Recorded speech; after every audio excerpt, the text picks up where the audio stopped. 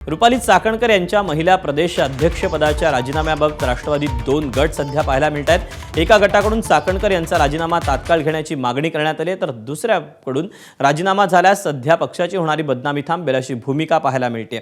तर दुसऱ्या गटाकडून केवळ फोटो आले म्हणून राजीनामा नको अशी भूमिका मांडण्यात आली। सुनेत्रा पवार यांनी मात्र अद्याप महिला प्रदेशाध्यक्षपदाबाबत निर्णय घेतला नसल्याची माहिती विश्वसनीय सूत्रांनी दिली आहे।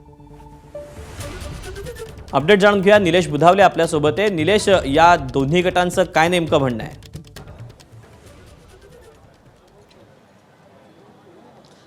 दोन दिवसांपूर्वी राष्ट्रवादी काँग्रेस पक्षातल्या वरिष्ठ नेत्यांची बैठक झाली होती आणि त्यामध्ये कुठेतरी रुपाली चाकणकर यांचा महिला प्रदेशाध्यक्ष पदाचा देखील राजीनामा होईल अशा पद्धतीची दाट शक्यता होती।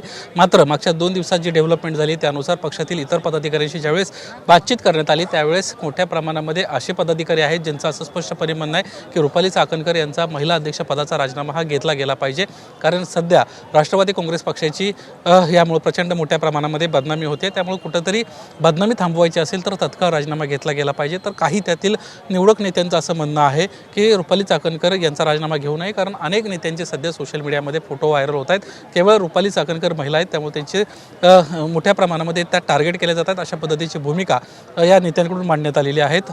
आणि यामुळेच पक्षाच्या ज्या प्रमुख आहेत सुनेत्रा पवार यांना अद्याप त्यांच्या राजीनाम्यासंदर्भात कुठल्याही प्रकारे निर्णय घेतलेले नाही आहेत। सुनेत्रा पवार यांची देखील 3 दिवसांपूर्वी रुपाली चाकणकर यांना भेट घेतली होती आणि त्यांचं जे म्हणणं होतं ते त्यांच्यासमोर मांडलं होतं आणि त्याच दिवशी महिला आयोगाच्या अध्यक्षपदाचा राजीनामा दिला होता आणि त्यानंतरच प्रदेश अध्यक्षपदाचा देखील त्यांचा राजीनामा होणार अशा पद्धतीची जोरदार चर्चा होती। सध्या जी माहिती मिळते त्यानुसार अद्याप त्यांचा प्रदेश अध्यक्षपदाचा राजीनामा झालेला नाही आणि पुढच्या 1 ते 2 दिवसांमध्ये काय घडामोडी घडतात हे पाहणं आता महत्त्वाचं राहणार आहे।